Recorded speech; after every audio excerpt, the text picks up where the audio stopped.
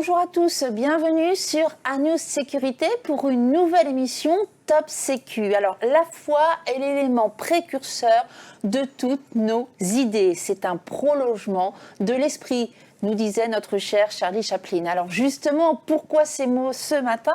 Parce que nous avons deux invités aujourd'hui qui sont précurseurs dans leur domaine et qui y croient, qui ont cette foi. Je vais tout d'abord présenter William Simonin. Bonjour William. Bonjour. Alors William, vous êtes cofondateur et PDG de Vivoca. Vivoca est donc une entreprise technologique spécialisée dans le domaine de l'intelligence artificielle et puis des interfaces vocales, qui a été créée en 2015 et vous êtes situé à Metz. Exactement, tout à fait. On va bientôt fêter le 8e anniversaire et on exporte aujourd'hui du coup nos solutions de reconnaissance vocale basées sur des technologies d'intelligence artificielle dans le monde entier. Exactement. Voilà, et on va revenir sur ce sujet juste après. Et puis Antoine Fleischmann, bonjour. Bonjour. Alors, j'ai le plaisir de vous recevoir ce matin sur le plateau. Vous êtes cofondateur et directeur général de Patrolaire. Patrolaire qui a été créé en 2021, c'est tout récent, à Aix-en-Provence et qui offre des conseils, formations et l'accompagnement à destination des télépilotes de drones. Et vous allez nous expliquer tout à l'heure où cette entreprise en est et vers où elle va aller. Également, sujet passionnant et on verra en quoi vous êtes précurseur en ce domaine. Alors, avec plaisir. Merci. Je reviens vers vous, William. William, d'abord, je rappelle que vous êtes diplômé d'un master à Epitech, donc diplôme que vous avez obtenu en 2016, et puis d'un master, donc ce master doublé d'un diplôme en Computing and Entrepreneurship à l'université du Kent, obtenu à peu près dans les mêmes années en 2015-2016.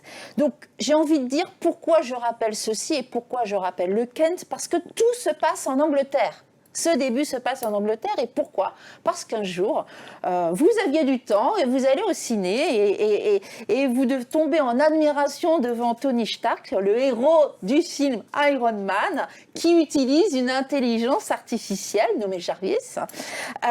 Et vous vous dites, mais pourquoi pas nous? Il y a des choses à faire.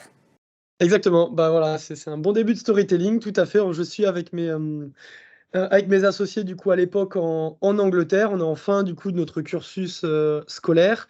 On regarde ce fameux film. Donc, faut se remettre quand même dans le contexte où à l'époque, il n'y avait pas encore Google Home, il n'y avait pas encore Amazon Echo. Donc, voir en fait une intelligence artificielle réussir à tout contrôler avec la voix, on trouvait ça super.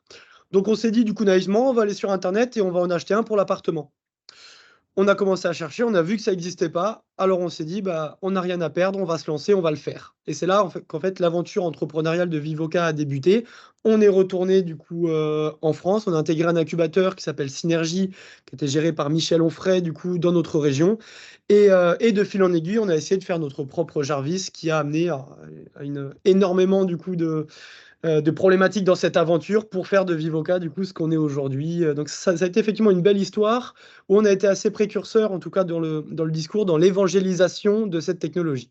Et vous avez raison de le rappeler, puisque vous parliez de la Google Home, en fait, qui est arrivée 2 ans après, donc bien plus tard. Bien plus tard. Donc, premier succès arrive, alors très étonnamment, mais en même temps, on peut comprendre pourquoi, durant la période Covid. Expliquez-nous. Alors, en fait, ça a été, et je pense, un des meilleurs choix qu'on ait fait, un des plus gros succès, et également un des virages les plus compliqués qu'on a dû prendre. L'idée à la base, donc la genèse de Vivoca, ça a été de faire notre propre Jarvis, qu'on appelait Zach. Il y a encore quelques photos qui traînent sur Internet, qui était en fait un hologramme qui arrivait à contrôler tous les équipements d'une salle, d'une pièce, d'une maison, que ce soit lumière, chauffage, musique, etc., à la voix. Donc quand on a lancé ça, on a intéressé pas mal d'hôtels qui voulaient améliorer en fait l'expérience de leurs clients pendant leur séjour. Et jusqu'à l'arrivée du Covid, où on était en pré-déploiement avec des groupes comme Neo, Accor, les Villas Koigi, etc. Arrivée du Covid, on comprend très rapidement que, avant que les hôtels imaginaient du coup remettre de l'innovation et améliorer les chambres, il allait se passer énormément de temps. Pour autant, le constat, c'était qu'on était assis sur une technologie qui était en avance par rapport à ce qui existait, donc il fallait faire quelque chose. Donc ce qu'on a fait, on a réuni tous les salariés dans une grande salle, un gros open space. On a demandé à tout le monde d'écrire sur un tableau toutes les idées qu'on avait, où la reconnaissance vocale pouvait avoir un impact. Les assurances, la robotique, les avions, etc. On a tout mis et on a fait un mode commando. Donc pendant 8 semaines, on a demandé à tout le monde d'être quelque part lié au département commercial, donc d'aller trouver des clients, d'aller tester, d'aller appeler, d'aller envoyer des mails pour récupérer l'attraction. Et à ce moment-là, le constat a été vraiment game changer pour nous. On s'est rendu compte qu'en fait, il y avait énormément d'industries qui avaient besoin de reconnaissance vocale. Alors certains à cause du Covid, personne ne voulait toucher un bouton d'ascenseur, personne ne voulait toucher un écran tactile, la voix avait du sens. D'autres industries qu'on n'avait pas identifiées, qui étaient en fait déjà en demande, dans le domaine de la logistique, il y avait déjà les systèmes de pick by voice pour que les personnes dans les entrepôts gardaient les mains libres, les smart glasses, etc. Et du coup, des domaines sur lesquels on croyait beaucoup, comme la robotique ou autre. Mais quand on a vu ça, l'attraction était tellement forte dans des domaines différents qu'on ne pouvait pas en fait accompagner tous ces clients ou faire un produit par vertical. Donc on s'est dit, mais pourquoi ces clients-là, en fait, ils ont besoin de nous? Bon, la réponse est technique, donc je ne vais pas la donner, mais ce qu'il faut retenir, c'est que c'est très compliqué de travailler dans le domaine de la reconnaissance vocale parce que ça imbrique différentes solutions technologiques. Le robot répond, le robot comprend, la biométrie vocale, etc. Donc on s'est dit, on va mettre en pause du coup ce fameux ZAC pour les hôtels, on va récupérer l'intelligence artificielle qu'il y a dans ZAC et on va en créer une solution qui permet à n'importe quelle entreprise de créer très simplement une interface vocale pour son produit, intégrable très facilement. Et les deux gros avantages, c'est que ça fonctionne sans Internet, donc au niveau de la protection de la donnée, au niveau de, on est sûr que ça fonctionne à 100%. Alors dévoilez pas tout, Liam, on va revenir sur ces points-là après, vous avez raison. Mais en tout cas, voilà, c'est comme ça que c'est né, avec toutes ces idées, ce brainstorming, et c'est génial, en fait, parce que c'est l'intelligence collective, quelque part, hein, qui a permis d'aller vers les secteurs qui, aujourd'hui, sont très porteurs. Et on va revenir dessus, mais avant ceci, je me tourne vers vous, Antoine, parce que c'est une belle histoire aussi, la genèse de la création de Patrolaire. Alors tout d'abord, je rappelle que vous êtes un gazard, comme on dit dans le jargon. Hein. Vous avez fait diplômé des arts et métiers. Et avec Thierry de Boisvilliers, vous êtes tous les deux issus d'une entreprise qu'on connaît bien, Airbus, hein, d'un gros groupe, hein, mais Airbus Hélicoptère. Donc issu du monde de l'aéronautique et de la défense. Et puis un jour, vous vous dites, vous avez travaillé sur une étude pour l'OTAN, et donc en portant en liaison entre les drones et l'hélicoptère, et vous vous dites, là, il y a peut-être un sujet à creuser. Exactement. Donc en fait, Thierry de Boisvilliers, donc, qui est le fondateur de Patrolaire, et moi-même, nous avons d'ailleurs indépendamment, au nom d'Airbus, participé à une analyse de l'OTAN sur le lien qu'il pourrait exister entre l'hélicoptère et le drone. Alors on s'est retrouvé en présence d'Américains, enfin de pas mal de pays de l'OTAN. Et c'est là où est née l'idée de l'utilisation du drone à des fins militaires ou pas d'ailleurs, mais en tout cas professionnelles. Comme vous le savez sûrement, le drone est né dans le monde du jeu ou dans le monde du cinéma, ce qui est à la fois une bonne chose parce qu'il est connu, mais par contre qui, d'un point de vue professionnel, ne répond pas tout à fait aux règles aéronautiques que nous voulons apporter. Alors, nous sommes tous les deux issus, comme vous l'avez dit, du monde de l'aéronautique. Thierry avec un passé militaire en tant qu'ancien pilote instructeur d'hélicoptère dans l'armée. Puis ensuite, il a été au service formation chez Airbus Hélicoptère. Quant à moi, je faisais en sorte que les hélicoptères de nos clients puissent voler. Donc très complémentaire. Très complémentaire. Et donc est née effectivement l'idée d'une société qui allait apporter ce savoir-faire aéronautique dans le monde du drone. Voilà, parce que c'est vrai que vous avez raison de le rappeler, on ne le rappelle jamais assez, que finalement c'est régi par la DGAC, hein, dès qu'on veut utiliser un drone. Voilà, donc dans le monde entier, le drone est régi par l'aviation civile, donc en France, la DGAC. D'ailleurs, la réglementation est en pleine mutation actuellement, on est en phase transitoire. Il y a beaucoup de choses qui vont changer en janvier 2024 et c'est totalement inconnu aujourd'hui, y compris des utilisateurs. Donc nous créons le lien et nous faisons en sorte que les entreprises utilisent le drone de façon professionnelle en répondant aux règles de l'aéronautique. Respect des règles et rigueur, hein, ce sont vos mots d'ordre. C'est très important, le drone est un engin volant qui est potentiellement dangereux quand il est mal utilisé. Nous sommes d'accord. Alors, votre premier gros client... La police de Nice. Voilà. Alors, racontez-nous. Alors, on a eu l'honneur que M. Estrosi nous fasse confiance pour aller former des policiers. Donc là, on est au tout début, on est en 2021, c'est le 6 mai 2021. Et on est en plein Covid. On est en plein Covid, donc on a formé 4 policiers sur la ville de Nice. Nous, notre particularité, c'est pas d'apprendre à piloter un drone, c'est d'apprendre à l'utiliser pour différentes missions. Donc, mission de surveillance, tout ce qu'on peut imaginer, même de captation d'images thermiques pour connaître les déperditions thermiques des bâtiments, etc. Et une fois formé, la loi de sécurité globale restreint un peu l'utilisation du drone. Oui. Alors même si le Conseil constitutionnel, c'est le Conseil constitutionnel qui a censuré. Oui. Ensuite, il y a eu un décret, mais très très limité et sous certaines conditions. Donc effectivement, vous vous retrouvez, c'est bien, vous avez formé quelques personnes, mais bon, vous vous dites là, il va peut-être falloir. Encore une fois, Alors, un petit peu comme William, le Covid en fait nous a servi de tremplin. Alors pas le Covid en lui-même, mais cette période de relativement mise en sommeil. Et nous avons décidé de nous recentrer un petit peu, de réfléchir. Et il se trouve que comme c'était un petit peu calme chez Airbus, j'en ai profité moi pour inviter les représentants des plus grandes stations de ski en France, voire en Europe, parce qu'ils sont utilisateurs d'hélicoptères et ils rêvaient de visiter l'usine où ils étaient fabriqués. Et c'est là où on rencontre des gens qui ont commencé à nous parler de drones, et là est née l'idée d'aller former les domaines skiables à l'utilisation du drone. Voilà, et les utilisations sont multiples, comme on en parlera sûrement plus tard. On en parlera plus tard, mais on verra effectivement qu'il y a beaucoup de choses. Ce que j'aimerais que vous nous disiez avant de parler de l'utilisation des drones en tant que tels, c'est que dans cette continuité, vous avez installé un centre d'excellence de drones. Est-ce que vous pouvez nous expliquer ce qu'est ce centre d'excellence ? Alors, effectivement, mais ça c'est arrivé un petit peu plus tard, parce qu'en fait, on vient tout juste de l'installer en partenariat avec la commune des Ors, dans les Hautes-Alpes. Donc, nous l'avons baptisé le Centre d'excellence drone montagne. En fait, après avoir commencé à former Val Thorens en 2021 et avoir des contacts avec d'autres stations, on s'est rendu compte qu'il ne fallait pas travailler indépendamment avec les différents domaines skiables, mais de créer une entité qui allait fédérer l'utilisation du drone en montagne. D'où l'idée de ce concept que nous avons inventé, d'un centre d'excellence drone montagne, qui va donc fédérer l'utilisation du drone en montagne et qui va proposer en fait, clé en main, la création d'une cellule drone sur un domaine skiable. Le conseil en organisation, en matériel, les procédures, la rédaction de tous les documents administratifs, les demandes d'autorisation auprès de l'aviation civile et bien entendu la formation des personnels, puis les outils de suivi et un suivi par la suite. Donc effectivement, le CDEM effectivement, est né. Mais je voulais que vous l'annonciez maintenant parce que c'est quand même une première mondiale.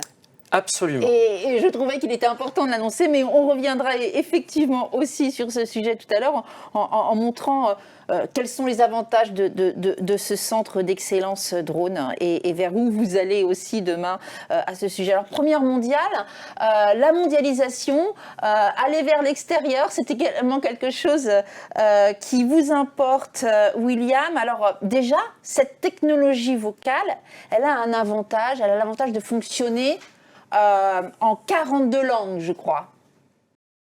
Tout à fait. Effectivement, assez rapidement, on s'est rendu compte que pour qu'on puisse adresser les clients les plus importants pour nous, savoir du coup des grands groupes ou des grandes institutions, les enjeux de leur côté, c'était que comme ils exportaient du coup worldwide leurs produits, il fallait qu'on puisse être compatible avec l'intégralité de leur gamme. Donc c'est pour ça qu'on a dû, de par notre R&D en interne, mais également différents partenariats qu'on a montés avec soit des institutions de recherche comme Framatome en Allemagne ou l'INRIA en France, ou les géants en fait tout simplement de la tech dans ce domaine, donc Nuance ou Cerence qui font la voix pour les voitures. On a monté du coup tout ce qu'il fallait pour pouvoir non seulement sortir des technologies qui fonctionnent en 42 langues, mais également qui fonctionnent sans Internet. Ça, c'est les deux gros facteurs différenciants par rapport au... pour ne pas citer Google, Amazon ou d'autres fournisseurs. C'est ce que vous disiez tout à l'heure, embarqué et offline, une grosse différence puisqu'effectivement, nous n'avons pas de problématique de protection des données, de data. Exactement. C'est un énorme avantage et c'est ce qui plaît aujourd'hui. Ce qui plaît aujourd'hui, c'est un facteur différenciant. C'est ce qui fait la différence. Exactement ça. Ça répond pas forcément à toutes les problématiques, donc il faut vraiment regarder, c'est ce qu'on conseille à nos clients quel est le besoin, qu'est-ce qu'on veut faire, quel est l'use case, et en fonction de ça, on choisit la bonne technologie et on fait les bons arbitrages. Certains ont des problématiques du coup d'espace, de footprint, d'autres de bande passante, d'autres il faut que ce soit accessible de partout. Donc en fonction de ça, on va être capable du coup de conseiller correctement et de fournir la bonne brique technologique. Est-ce que vous pourriez, William, revenir un petit peu sur les cas d'usage, les marchés professionnels, vos cibles prioritaires aujourd'hui dans les fonctions métiers? Tout à fait. Alors, il y en a plusieurs. Comme notre technologie peut être assimilée à un SDK, c'est en fait un kit de développement, on peut l'intégrer de partout. D'ailleurs, aujourd'hui, on n'a pas 2 clients pour exactement le même produit. Par contre, il y a des domaines effectivement qui sont très demandeurs de ce type de technologie. Parmi eux, un gros pari qu'on a fait qui s'avère gagnant pour le moment, c'est les fabricants de smart glasses, donc ces fameuses lunettes connectées, qui se contrôlent en fait à la voix, pour prendre une photo, naviguer dans des menus, pour garder les mains libres. Les solutions que j'évoquais tout à l'heure dans la logistique dite de Pick by Voice.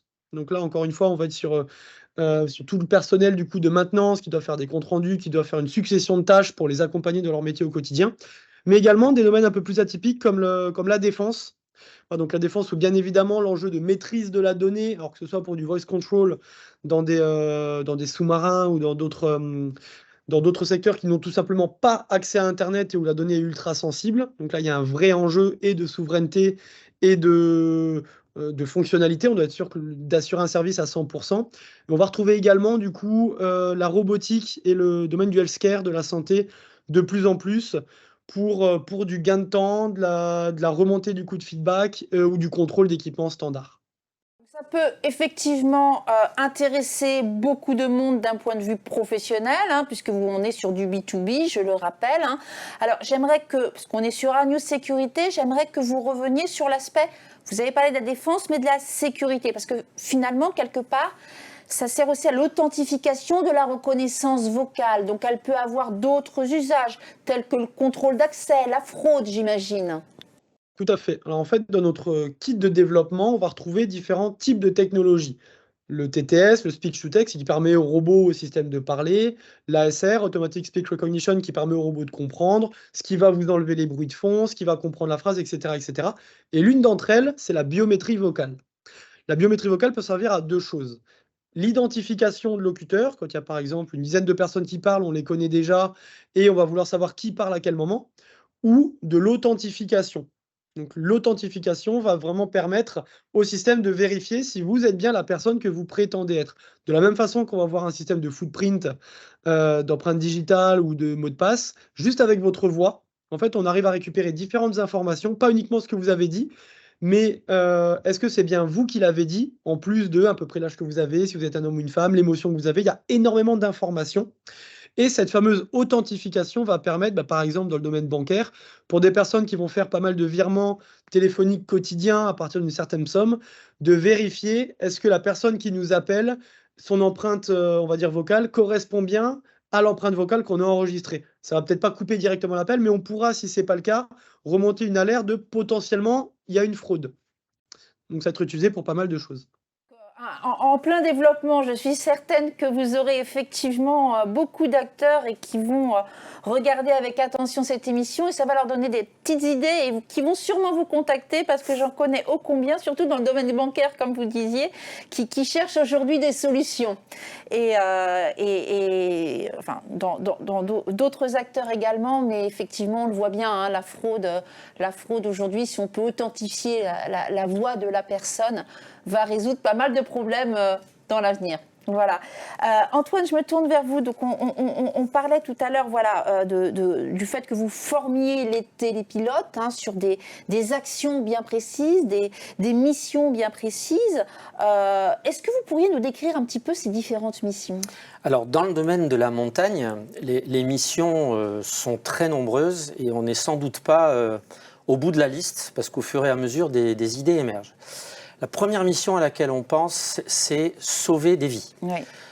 Et là, le drone peut apporter un gain de temps considérable, essentiellement dans les phases de recherche de victimes, que ce soit en hiver, en été, par tout temps. Il existe maintenant des drones qui se satisfont de conditions météorologiques importantes. Qui plus est équipé de caméras infrarouges qui voient très très bien la nuit. Et donc on peut comprendre qu'en cas de coulée de neige, en cas de personnes portées disparues, le drone va être le premier vecteur qui, par rapport à des équipes au sol, va faire gagner du temps. Oui, et je me permets de rebondir, et c'est très important ce que vous dites, puisque vous allez repérer. Et c'est pour ça que vous travaillez avec d'autres équipes, notamment les groupements de gendarmerie en haute montagne, et qui, eux, vont après aller secourir. Donc vous êtes complémentaires. Alors exactement, et il est très très important d'établir des protocoles avec la patrouille de gendarmerie de haute montagne, qui est l'unité qui gère les secours en montagne et qui doit le rester, pour que les drones et les hélicoptères puissent cohabiter, Oui, parce qu'il y a toujours le risque de collision en vol. bien sûr. Et un drone, c'est petit et le pilote de l'hélicoptère ne le voit Ne va pas le voir. Et d'ailleurs, on en revient à notre idée première de lien entre le drone et l'hélicoptère, si vous vous rappelez bien. Exactement. Donc là, il se trouve que nous sommes en train d'établir ces protocoles. Et justement, l'essence de ce centre d'excellence drone montagne est de faire en sorte que tous les domaines skiables aient les mêmes protocoles. Sinon, on peut comprendre les difficultés qui pourraient en résulter. Mais c'est de loin pas la seule mission réalisable par des drones. Le drone peut aller aujourd'hui, en scannant des hectares, mesurer des épaisseurs de neige au centimètre près. Et on peut comprendre à quel point c'est important dans la gestion des ressources qu'est l'eau. Aujourd'hui, tout à fait. Voilà. Peut aller surveiller en temps réel la production de neige, peut faire des inspections techniques sur des ouvrages qui sont très inaccessibles. Ouais. Et là encore, le but, c'est de faire prendre moins de risques aux équipes au sol. Ouais. Les pisteurs doivent atteindre des infrastructures qui sont difficiles à atteindre. Le drone fait un premier diagnostic et comme ça, après, ils vont droit au but quand il s'agit de résoudre un problème. Et en fait, les idées ne viennent pas de nous, mais viennent des responsables des domaines skiables avec lesquels maintenant on discute. Il faut comprendre, ce centre, on l'a créé. Nous, le vol en montagne, on connaît bien. Mais on n'a pas la prétention de connaître le milieu de la montagne comme eux le connaissent. Et nous avons mis en commun nos compétences pour faire en sorte que le drone... Vous êtes adapté à leurs besoins, à leurs attentes, sur cet aspect à la fois de gain de temps, de prévention, de diminuer les risques.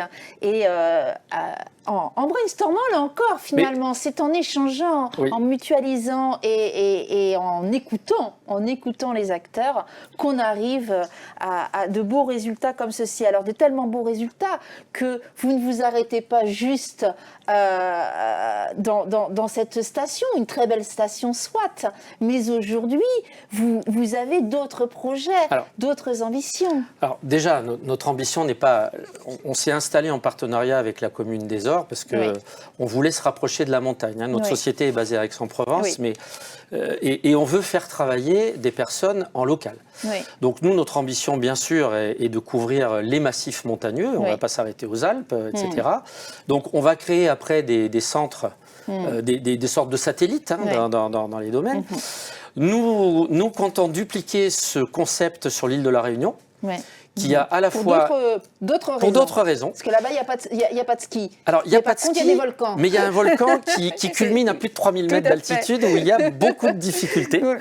Donc, on peut imaginer que le drone va être un outil de recherche extrêmement intéressant, plus de la surveillance côtière. Donc là, on est en partenariat avec une entreprise locale qui fabrique un drone à longue élongation pour faire de la surveillance maritime. Et puis, dans le domaine de la sécurité, nous avons en ce moment beaucoup de contacts avec l'Asie centrale. Mon associé Thierry de Boisvilliers est allé récemment au Kazakhstan pour présenter un petit peu. Et en fait, dans le domaine de la prévention aussi, de la surveillance, de la détection, par exemple, de fuites de gaz, parce qu'il faut savoir qu'un drone peut être équipé de tout un tas de capteurs, mais à chaque fois, les concepts d'utilisation vont se ressembler et doivent répondre à certaines règles. Donc en fait, ce concept-là, on peut le dupliquer dans différents domaines. On a commencé par la montagne. On va aller, La Réunion, pourquoi pas? Bon, il se trouve que Thierry est réunionnais, donc il y a une petite coïncidence ici. Mais on sent que les choses bougent beaucoup aussi en Asie et aussi sur le territoire. Donc on a des ambitions d'expansion. Votre expertise, votre savoir-faire intéresse au-delà de la France et bien au-delà, puisque sur d'autres continents. William, donc je le disais en introduction, hein, une entreprise assez jeune, mais quand même déjà 8 ans d'expérience. Je crois que vous avez 42 salariés aujourd'hui, si je ne m'abuse, c'est cela ? Tout à fait. Le siège où la majorité d'entre eux, dont le pôle recherche et développement et produits, est basé sur Metz, mais on a également du coup des sales un peu partout en Europe et également aux États-Unis. Voilà, avec plus d'une centaine de milliers de produits qui utilisent aujourd'hui votre technologie, ce qui n'est pas rien. Et puis, lorsque nous préparions l'émission, vous m'avez soufflé au coin de l'oreille comme quoi Luc Julia, le co-créateur de l'assistant vocal Siri, vous avez rejoint.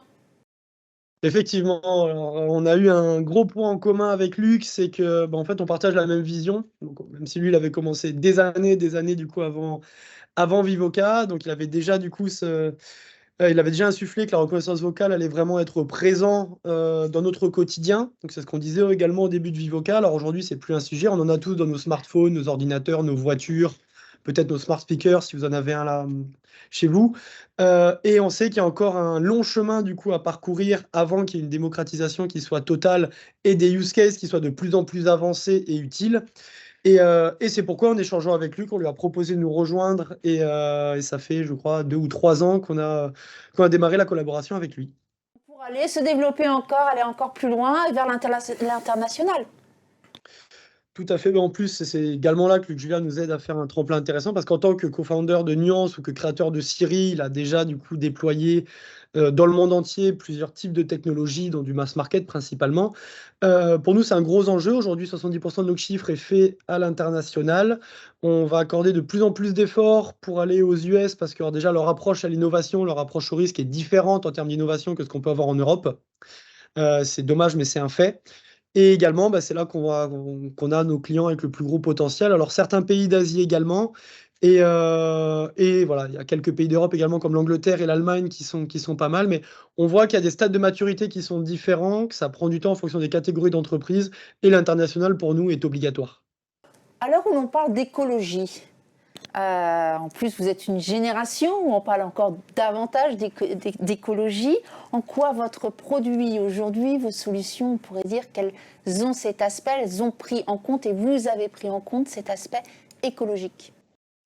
En fait, de par l'essence même de la technologie qui fonctionne sans Internet, il y a un manque à gagner écologique qui est énorme. Aujourd'hui, tous les systèmes qui utilisent... Alors, certains, on peut pas s'en passer, c'est normal. D'autres, c'est juste parce qu'il n'y avait pas de solution. Quand on demande aujourd'hui à Google Home d'allumer la lumière qui est à 3 mètres de nous, en fait, la voix va passer par 3-4 data centers pour être traitée du coup chez Google. On va recevoir du coup une réponse avant d'exécuter l'action. Bon, l'impact énergétique, c'est comme si vous laissiez allumer une lumière 1 minute.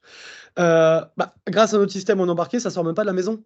Donc c'est traité directement dans la puce du système, alors que ce soit du coup sur le mobile, sur la box domotique ou directement du coup dans le système ampoule si c'est intégré. Il y a énormément de choses qui aujourd'hui utilisent le cloud qui n'en ont pas besoin. Et en termes de consommation, on peut réduire drastiquement ça. Et c'est comme les réseaux sociaux, on passe nos journées aujourd'hui du coup sur les ordinateurs. Tout ce qui passe par le cloud, on s'en rend pas compte parce que c'est quasiment instantané. Il y a un coût qui est non négligeable. Vous avez raison de le rappeler, William, et merci. Et j'allais en venir à l'aspect économique, mais vous avez déjà répondu à la question quelque part, puisque implicitement, qui dit donc réduction au niveau de la facture, hein, tout simplement, d'énergie, va entraîner une réduction des coûts dans le portefeuille de l'entreprise, voire du consommateur final. Antoine, Oui. Même question, j'ai envie de dire, économie et écologie chez vous. Alors moi, je ne suis pas de la même génération que William, mais très sensibilisé à l'écologie aussi. Donc je ne vais pas parler du drone lui-même, qui est un très faible consommateur d'énergie électrique, mais surtout de ce qu'il fait gagner. Oui. C'est-à-dire, on peut comprendre qu'un drone va éviter à des personnels au sol qui se déplacent avec des engins motorisés, qui réclament beaucoup plus d'énergie, de se déplacer. Et donc faire gagner déjà sur le bilan carbone va apporter un gain considérable.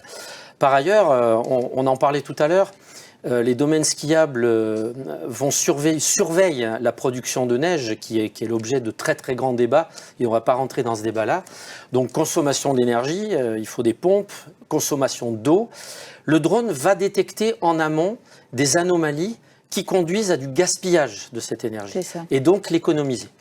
Donc ça, c'est l'application neige, mais on peut imaginer qu'en termes de surveillance, d'anticipation, on est toujours dans la prévention. Le drone va être un outil extrêmement important pour être dans la prévention de consommation d'énergie. Et d'un point de vue économique, n'ayons pas peur de le dire, en tout cas dans les domaines skiables, de nouveaux métiers sont en train d'émerger, le métier de pisteur droniste. Voilà. Et on le voit, les appels en candidature qui sont faits station par station commencent à avoir de l'écho, et on en est absolument ravis, avec des personnes qui sont très très intéressées et qui ont déjà tout compris. Et donc vous contribuez à la création d'emplois. Voilà, bravo à vous en tout cas. De façon indirecte, mais à quelque part. Oui. Voilà. Alors, s'il y avait 3 mots pour décrire l'ADN de Patrolaire aujourd'hui? La passion, la rigueur et tourner vers l'avenir en utilisant au mieux les outils que sont les drones. Merci Antoine. William, 3 mots pour décrire votre ADN également et l'ADN de l'entreprise. Alors, je dirais innovation, passion et ambition. Ce qui vous rejoint tous les deux, c'est la passion, tous les deux des précurseurs, comme je disais, ça se voit, vous transpirez la foi en vous, là, et je ne peux que vous souhaiter le meilleur pour la continuité de ce développement. Encore merci à vous deux d'avoir été présents aujourd'hui sur l'émission Top Sécu, et je vous dis à très bientôt. À bientôt vous tous. Très bonne journée. Au revoir.